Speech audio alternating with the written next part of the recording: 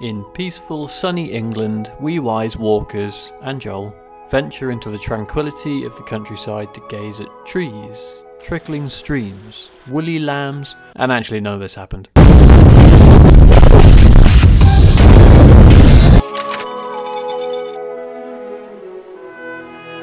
I have this jacket from this brand who makes this wax. The idea is that you add more wax to make it more water and wind resistant and then remove wax for added breathability. Today I'm going to, in scientific terms, wax the ever-living shit out of it and see how water resistant I can make it. Yes, this brand makes actual waterproof jackets, and yes, I know the wax isn't designed to make it fully waterproof, and yes, I have a proper waterproof jacket. I just like doing these stupid little challenges. You may also be wondering why a lot of this is going to be in voiceover, and, well, we're walking up to a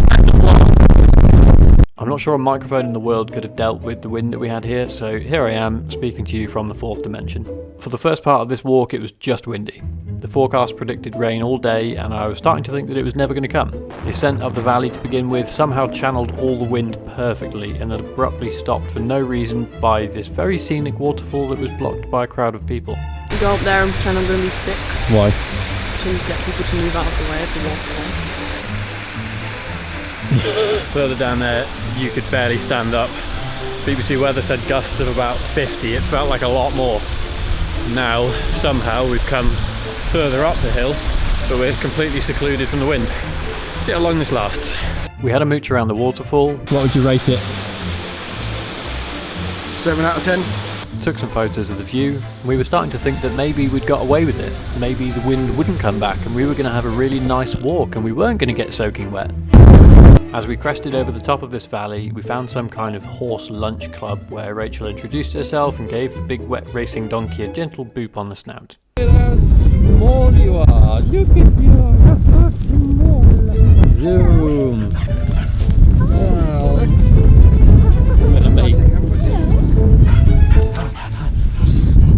Strangely, the further we descended, the worse the wind got. At this point it was a struggle to stand up in places as it hit you so suddenly. Around here was also when the rain started, and you could feel it. 70-mile-an-hour wind throwing water into your face stings like a bitch, but surprisingly nothing was coming through the jacket just yet. It looked soaking wet, but we theorised that it was sort of acting like a cotton tent where the water was swelling the fibres to make it waterproof.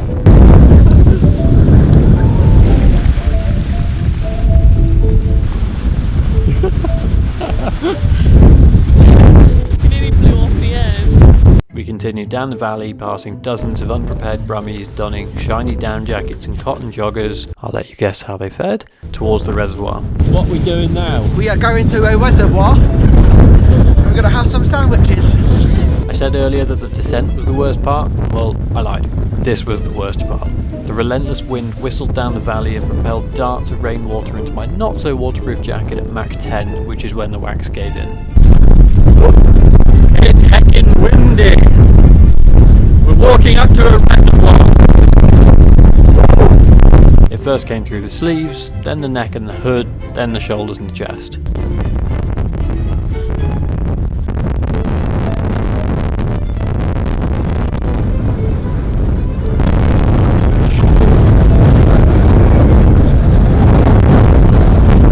Fearing that Rachel was going to get blown off this small English hill, we trudged back down and found a bird hide to grab some food. I'm hungry and I'm wet and I'm very windswept and I'm a bit tired. Quite soggy now, viewers. I was okay until about 20 minutes ago. As soon as we got to the reservoir, the water just blew the wind blew all the water through.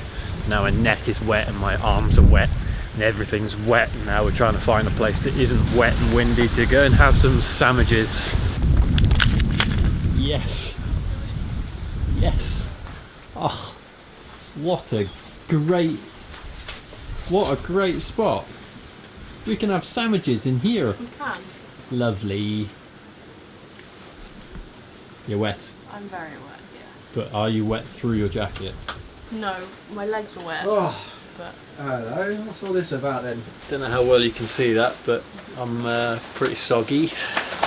Can't say I'm that soggy in the torso, it's mostly the arms and the neck, shoulders, So in conclusion, you can make your Fjällräven jacket very water resistant by adding 5 layers of wax, but you can't make it fully waterproof, especially so when it's as windy as it was today.